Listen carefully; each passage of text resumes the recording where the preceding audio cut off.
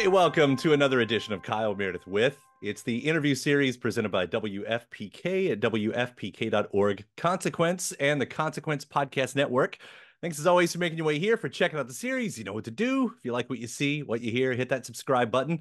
I put out 3 new interviews every single week, so it's a great way to keep up with all of your favorite artists. And I am so excited because I honestly mean this, one of my favorite artists back with a brand new record, Katie Crutchfield, Waxahatchee, Tiger's Blood is a new album. Hello. Hello, how's it going? I'm doing so great because I've been able to spend the last few days just immersing myself in your brand new record, and I love it so much. I should just start out with that. It's so good. Thank you. Thank you so much. Yeah, you didn't fail us, which I'm so happy to. You know, That's all I wanted was to not fail you guys. That's truly, that's what I wanted. So I'm happy to hear that. but seriously, I thought I'd just back up a little bit. St. Cloud being there, and then Plains in the middle. Is there like a through line? Does one of those projects, like, does Planes find its way to influencing this? Is it one of those jumping off points, or was that its own thing? That I think was its own thing as far like from my standpoint, as far as like the songs go. Like the songwriting part of that is like entirely its own thing. But a lot of the sonic choices and like as far as what making that record did for my collaborative relationship with Brad Cook, it's a through line, if that makes sense. So it's sort of a yes and no. Easy enough. It's an answer and a non-answer at hmm the same time. That's hmm Yeah. But these all they're so good. I mean, and getting into the stories and what you're talking about in this, and hearing that even about like a lot of these songs, I guess, were written while on tour. And I don't know to how many, and more so, it's funny to me that we always find that really fascinating, I think, as listeners, as fans. Like, why is that so fast? It's like, oh, it was written on the road. Like, do these songs necessarily reflect the places? Like, do you hear the songs and go, oh, that was that tourist stop or whatever? Yes and no. It's so funny because I agree. It's so like romantic. It's like almost famous or something. You know, you think Uh, of it as like, oh, it's written on the road. I've never written on the road before this record, really. Little bits and pieces of St. Cloud were written on the road. But truly bits and pieces, like a half of a verse here, you know, a half a chorus there. Nothing substantial. I have really been um I've been my suspicion about why I wrote a lot of this record on the road is I think all musicians we exist in like a cycle, you know, like you write the record, you record the record, you promote the record, you tour the record, and then you start over. And that's I've been doing that cycle for like my whole life, basically, most of my life. And so I think that what happened was I put out St. Cloud and then I didn't do anything for 18 months because of COVID. And so by the time I finally was touring that record, like my musical cycle was starting over and was like, but it's time to write a record. And I'm like, no, but I'm touring a record, you know? So I just kind of had to do it because that it was just coming out. It was time.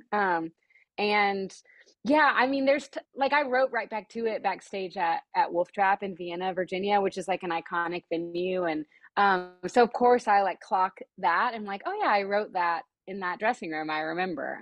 But like mostly I don't have that. I'm reflecting on like my life in the last few years in general, and sometimes that is happening on the road, and sometimes it's not. sure. Of course, there are those moments that, are probably going to be inevitable. I was thinking like an ice cold, a rusted out sign, Jesus loves you. Like, not to say hmm that was necessarily on the road, but it's like road albums, road songs, just, sort of those moments that lend themselves to that. Um, but there's also like, I find it interesting. Like, I think what I'm hearing is references to your job. Like, there are parts of this album that feels like, you're having to speak for, what's the word I'm looking for? I guess the clash of your professional life and your personal life and how they coexist. Is that close? I think so. Yeah. I mean, honestly, more than anything, it's a snapshot of like all areas of my life right now. And so, yeah, I think that there's certainly some aspects of my job sort of tied into it, and there's some aspects of my personal life tied into it. And I just try my best to write all of that stuff with with the listener in mind. You know, and just try and find a way to get as close as I possibly can to both like being true to my actual experience and also being like relatable to a person who's hearing these songs. So if I can get those two things to like coexist together, then I've done my job. Yeah. I mean, so is it fair to say that it's sort of an album of self-evaluation? And maybe every album is when I say that out loud to a certain degree. I think so. I mean, I think I'm at my strongest as a songwriter when I'm really looking inward and it's very introspective and it is self-evaluating. And when I look outward is kind of when things get a little more challenging for me. So yeah, I think it's both. I mean, I think that there's certainly some moments where I'm very much speaking to another person, and then there's a lot of moments where I'm looking inward. So yeah. Yeah. What do you mean by that part? When you look outward, it's more challenging. I think that like I wrote about this on my Substack, but Which I like just became a gosh, subscriber to. Thank you. oh good, great. One of the earliest entries I made, I talked about this interview that my sister Allison and I did for the New York Times with John Caramanica in like 2012. And we were like super young and we were like green. It was the first big like press thing we had ever done. And he said this thing to us because he was interviewing her about her band Swearin' and he was interviewing me kind of about the first Waxahatchee record. And he said this thing where he was like, Allison, you are at your strongest as a songwriter when you point the gun outward at the world. Katie, you are at your strongest as a songwriter when you point the gun inward. And it never left my mind. Like this was like 12 years ago. It's never left my mind. And because I think he's right. I think that that is my comfort zone as a writer to be like self-critical and like sort of like not self-deprecating, but kind of like yeah, just like running some sort of inventory on like myself emotionally. And certainly there's parts of that on this record, but I get a little bit better about like evaluating, you know, my relationships and other people in my life as well. Yeah. Well, you do always do it so poetically, even when I'm not the best at reading poetry, even when I don't completely understand what's going on. It's just so beautifully said. And the way you write it, I was noticing, like, a lot of writers, songwriters, especially rhyming becomes important. But just because you complete the rhyme doesn't mean the sentence is completed. Mm-hmm. Like, is that something you're aware of? And is that a trick you figured out? Because I don't like, I'm sure it's been done before, obviously, but it's not obvious to me other people that do it exactly that way. Everyone has their own hangups as a songwriter. I've noticed like about this stuff because there are people who it's like way more important that the sentence ends on the line than keeping the rhyme scheme up, and that would like make my skin crawl as a songwriter. I need it to rhyme. I need to have exactly the right amount of syllables. The vocal melodies that I write are so rhythmic that it just needs to fit just right and like hit exactly how I want. And I care way less about like grammar or even like fully finishing a thought. I just want to make sure that it sounds right and feels right. Um, so yeah, I mean, my record title doesn't have an apostrophe after tigers because I'm like that doesn't look right, even though it's incorrect, it's grammatically incorrect.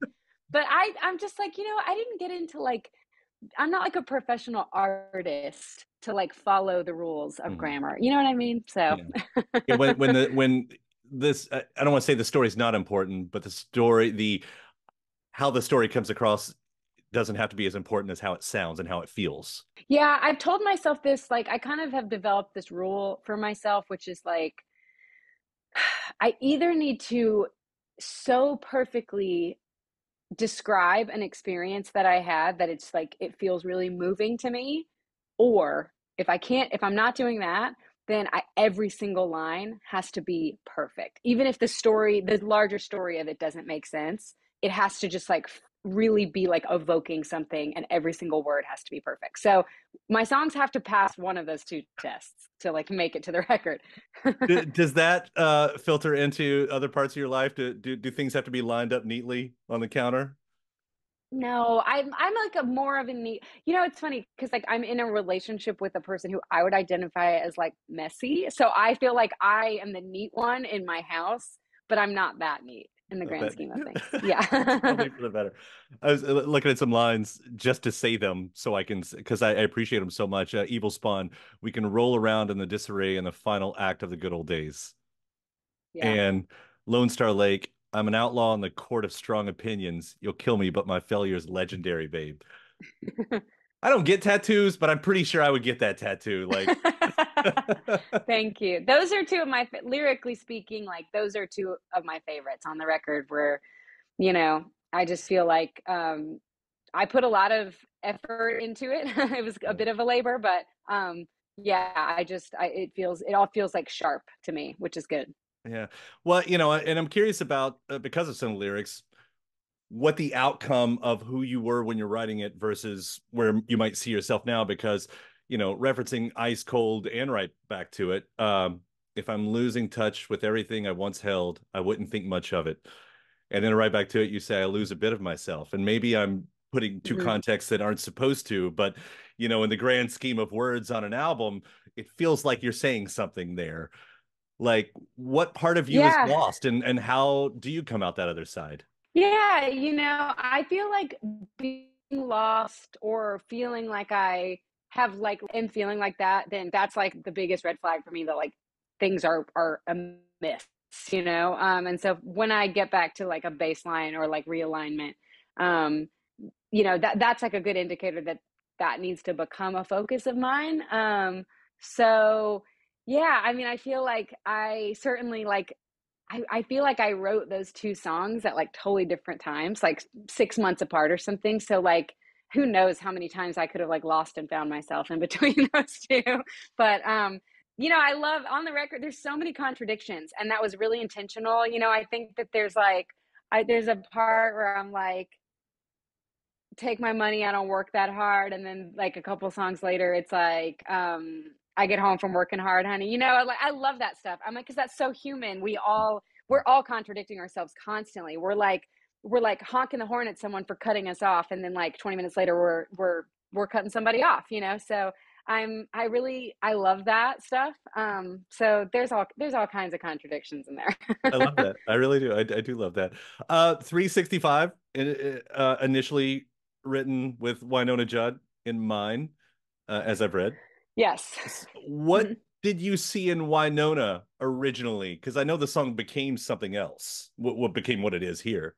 Yeah, it was like I sat down to write it for why like we collaborated on that song and it was so great. And then I was like I really want to like keep working with Cactus, her husband, and Wynonna. Um so I just sat down at my piano like, oh, maybe this could like, I was like playing these chords and kind of humming this melody, and I was like, maybe this could be something that like Y would like. And so I just sort of was singing it for a while, all with that in my head. But then when the melody started to like go in a totally different direction, I started to sing really loud and really high.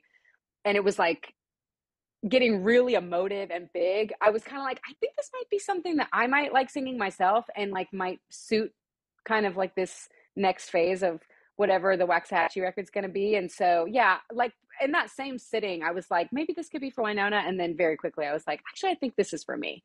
Um, Or Wynonna, who apparently her friends call Y. honestly, yeah, yeah. Well, yeah, of course. Yeah, no, I mean, I feel like, Wynonna is she's so creative and she's so much fun to work on stuff with. And she's just like primed to like make an amazing, have an amazing like next chapter in her career. So I'm really excited and I hope that I get to be some small part of it. So yeah, it wasn't 365 ended up being for me, but I feel like, she's got, I'm sure, many, many very exciting songs that she's Yeah. working on. Well, I love that you went with your instinct on that one, because what you do with your voice, and as much as I love the songs, I love what you do with your voice that can go from low to high in these moments, especially in that song. And in Bored, it's almost there's almost like a whisper to your voice in that one at the same time. I mean, I don't know if Yeah. you can talk like Like, I don't know if you could talk about what you do with your voice the same way you do with your lyrics, but I would love to hear if there is kind of a story behind that as well, because there's so much going on vocally.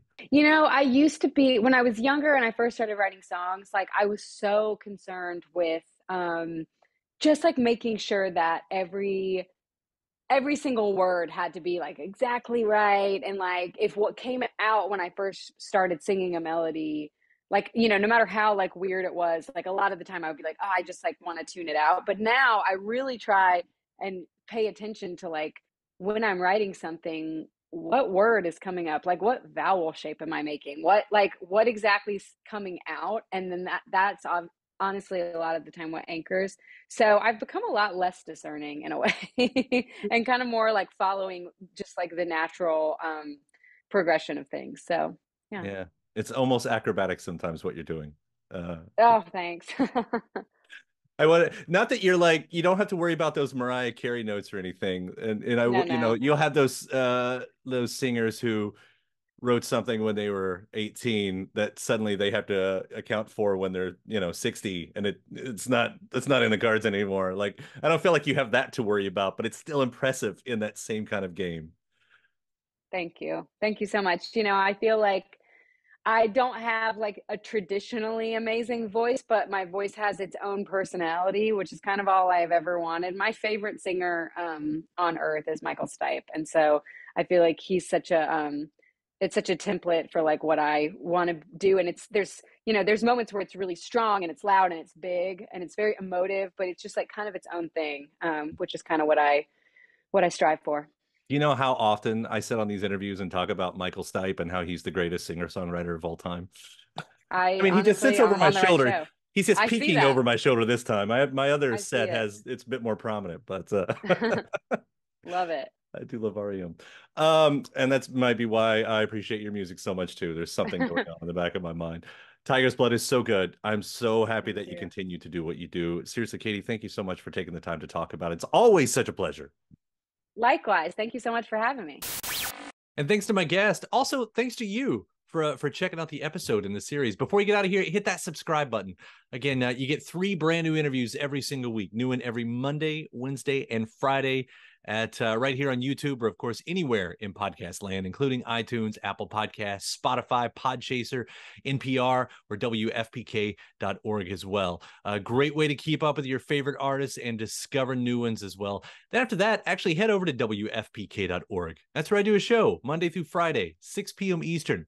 It's an hour full of song premieres, music news, anniversary spins, bonus interviews, Monday through Friday, 6 p.m. Eastern at WFPK.org. Consequence has your music and film news. You can also find me on the social media spots, Facebook, Instagram, mostly on Twitter. All 3 of them, the address is at Kyle Meredith. Do hope you like and follow along. That does it for another edition. I'm Kyle Meredith. I'll see you next time.